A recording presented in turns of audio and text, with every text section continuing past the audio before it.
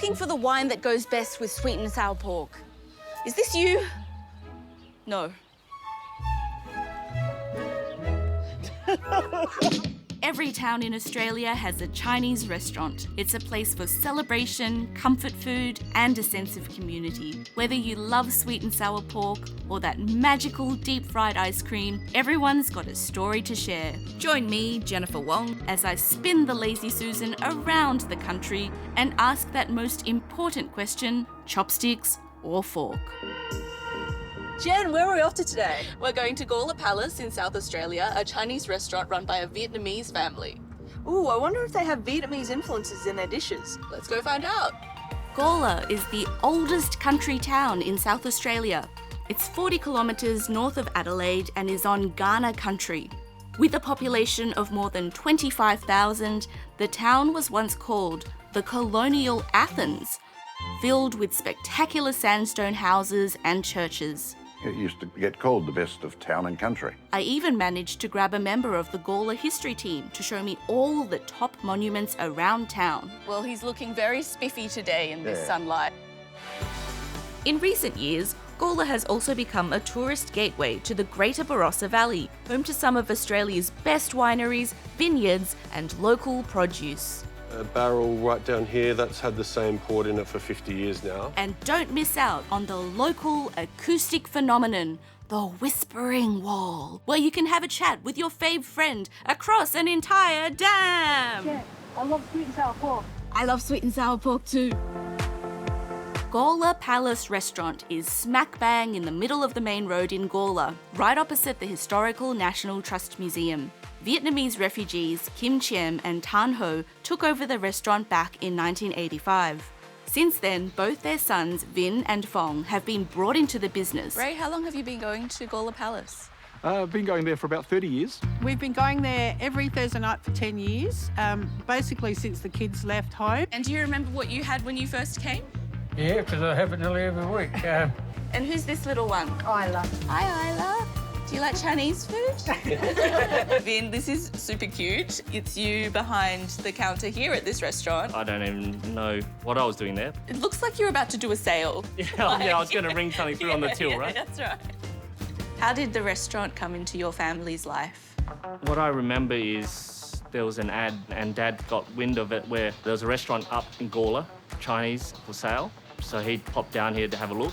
They negotiated on price or something like that, and next thing you knew, they were the owners.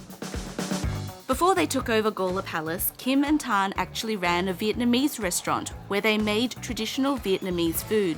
Why did you choose to run a Chinese restaurant and not keep the Vietnamese restaurant? Vietnamese restaurant that time not really busy, but Chinese restaurant that time very good. Very busy. Although Tan had worked in Chinese restaurants when he first arrived in Australia, he still needed to learn all the trade secrets at Gawler Palace, where the flavours are sweeter, saltier, and definitely more battered than the tastes of Vietnamese home cooking. We don't know cook much the sauce. The owner, he said we... You show up. To teach you how to make... teach him how to make all the sauce, lemon sauce, honey sauce, Mongolian sauce, then he can learn. Yeah, he's very good cook. Who works in the restaurant these days? We start with my mum. She runs front of house still. My dad, the head chef. My younger brother, Phong, sous chef. My half-brother-in-law, the deep fry chef. Myself, I pick the ingredients for the chefs. Then we have a few juniors that will take on duties from washing dishes to frying rice. I think a lot of people expect that when they sit down at a Chinese restaurant, they expect the food to come out quite quickly. Yeah. How do you stay on top of that and make sure that actually happens? Well, we get everything kind of like pre-cut and stuff like that. Prepare like little packages. When we get the order in, we can just give it to them instead of just like picking out each one little dish at a time. What are some of the popular dishes here? Chicken and cashew nuts, cooked with vegetables and cashews in our savoury sauce. Is we use our house stock, which is a chicken stock, 6 hours in the making. It's almost like a bone broth by the end. Our most popular would be honey chicken. It starts off with a thinly cut chicken breast. So we fry it once, let it cool, And then when the customer orders it, we fry it second, so double fry. And that's what makes it extra crispy. The honey sauce, which I make, it's 80% honey. And then there's 20%, and it's house secret, but there's at least Is it love? It's love. It's love. Hush, hush, secret, right? Vietnamese food is really popular now in Australia. Do you think you guys will put more Vietnamese food on the menu at some point? We have had, dabbled in it, but the problem is, because we are called Gawler Palace Chinese restaurant, most people don't expect to see Vietnamese food here. Like, are there any Vietnamese dishes on the menu? The one that's closest to any kind of Vietnamese influence is the lemongrass dishes. So we have that in either chicken or beef. That's something that we have at home, and so Dad said we've got to have it on the menu, bit of our roots. Today, I'm in for a treat as the family is making a traditional Vietnamese meal, including a mouth-watering lemongrass char-grilled chicken not served at the restaurant. What we do is we throw the charcoal directly into a wok, and then we'll crank the flame high as it'll go. Lemongrass chicken. He's going to start off by marinating it. The marinade is a generous portion of minced lemongrass and crushed garlic with onions, shallots, and a tablespoon each of sugar and salt. Then it's all ground up in a mortar and pestle. Bash it. When you crush it like that, it releases extra flavour. Yeah, so the oils come out. That's right. When you dice it, it releases some of the flavours, but not all of them. Yeah. After everything is crushed well, splash a trio of savoury goodies into the mixture. Oyster sauce, Oyster sauce? sesame oil, Fish sauce. Fish sauce. There's plenty of flavours going in. All that umami, isn't it? Yeah. Then mix well into a paste. Did you eat this when you were growing up? ở Việt Nam đâu có ăn cái này được, dân nghèo, dân nghèo.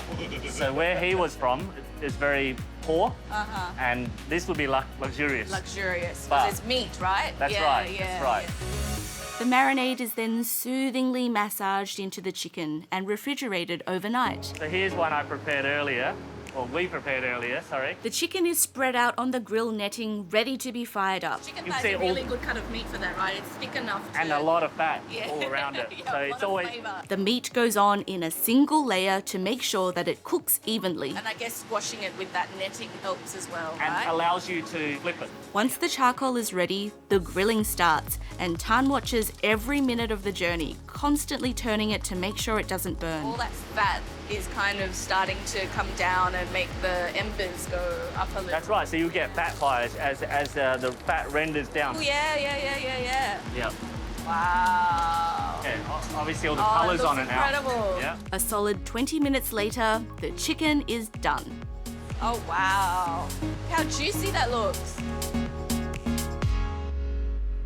Well, I'm going to have a piece here with lots of lovely caramelization on the edge. Oh, it's a good choice, that one. I'll have the one.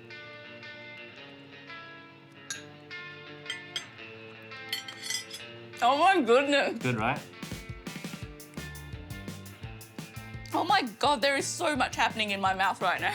You can't just Party have one in your piece mouth of sort that. of thing, right? It is a party. Yeah, because there's and so a much half. going on there, you know. I got a bit of chicken fat in there. Yep. Which has all those smoky flavours, and the sugar has caramelised, Yep. and that is sensational. Yeah. We'd love to sell this and people would love to eat it, but due to time constraints, we're unable to offer it. Oh, that's huge. One bite, and I'll get you. Yeah. Oh. Now that we've finished filming the lemongrass chicken, I've graciously allowed the family to eat their home-cooked lunch. Cheers.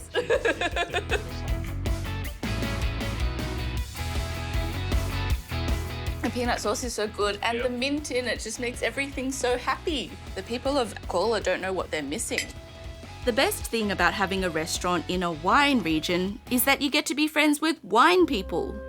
My husband's family actually came from Germany back in the 1867. So they came all that way out here because of religious persecution, and they ended up in the Barossa Valley. And they were actually vignerons all of that time. And then my father-in-law started making wine in 1969. So we've been making wine ever since. What's the proper name for calling this silver cylinder? We call it a wine tank or a wine tank? fermenter.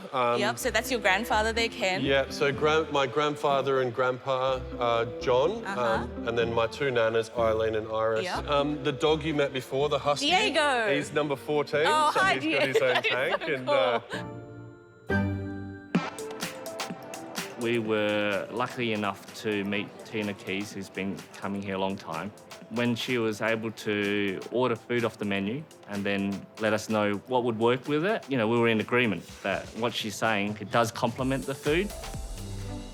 We don't usually think of Chinese cuisine as easily paired with wine. Yeah. Can you help us match some Chinese foods to wines if I list them? Yeah. So, for example, sweet and sour pork. Yes. So with the sweet and sour pork, I would pair that with our rosé.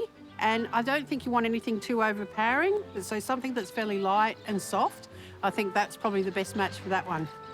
With the black bean beef, I would definitely go the Gawler Block Shiraz because you've got beef and pairing that with something red, I think is great. The lemon chicken, I would probably go the Riesling. Beautiful fruit-driven Barossa Riesling. With the fried ice cream, I would either go a Hyson Gold, which is like a white Frontenac, so it's almost like a Moscato style, or you could always go the Tawny Port, which we have there at, which is fantastic as well. For many decades, Gawler Palace was the only Chinese restaurant in town. While that's no longer the case, one thing that's always stayed the same is that diners feel like part of the family. Barry, how long have you been coming to this restaurant? 30 years? For 34 years. That's amazing. Yeah. Is this the place that you come for most of your celebrations, would you say? What have you celebrated here? Birthdays, anniversaries. So you've seen the boys grow up? Yes, we've seen Vin and Fong since they were younger guys and seen them go through lots of changes in life. And why do you think Gawler Palace is so important to the community? They employ young people. They give a lot of opportunity to the young ones in the community. So we got to support that. Brooke also has been employed here as well. Yep. Former staff member Brooke. Yeah, former staff member Brooke. Why do you think a family business like this one is important in Gawler? Because of the owners, the people who run it. You look after customer, they're very happy and come back. Yes. And Joy very friendly, like family. How do you feel about Vin and Fong continuing the business? Vin do very well. Fong can help the brother, continue it. If they can open when we retire, then I hope they do very well after that. I already retired. You already retired? Yeah. Does Vin know? Yeah, he come to help now some. Okay. Yeah. Gawler Palace is proof that you don't have to be Chinese to make amazing Australian Chinese food. Because in the end, this food is Australian food, made for Australian taste buds. And at Gawler Palace, Vin is making sure that his parents' knack for flavour and hospitality is preserved well into the future. Tina, when you eat at Gawler Palace, do you eat with chopsticks or fork? We eat with chopsticks. I don't think I hold them correctly, but I don't care. We always eat with chopsticks, except obviously the spring rolls. I have a bit of trouble with that. So we use a fork because I would make a mess. You've had 34 years to learn. Yeah, I actually want my food in my mouth, not on the floor. Isla, when you eat here, do you eat with chopsticks or a fork? Here you go. I think she'd prefer a chopstick. Jen, Vin says that battered dishes are possibly the most popular in this restaurant. And we can see we got like a whole selection of them. The battered food is very clean. It doesn't feel like you have a mouthful of oil after you eat it. It's really lightly and subtly done. Because Vietnamese cuisine is known as kind of a bit more subtle than Australian Chinese. Very fresh and clean flavours, nice use of aromatics, that kind of thing. Yeah, absolutely. Yeah, it's like little details like in this salt and pepper chicken here, which we devoured joyfully. Man, so much chicken. Little details in there like the cut up red capsicum and the fried shallots just adds just that little something so it's not just a battered piece of meat.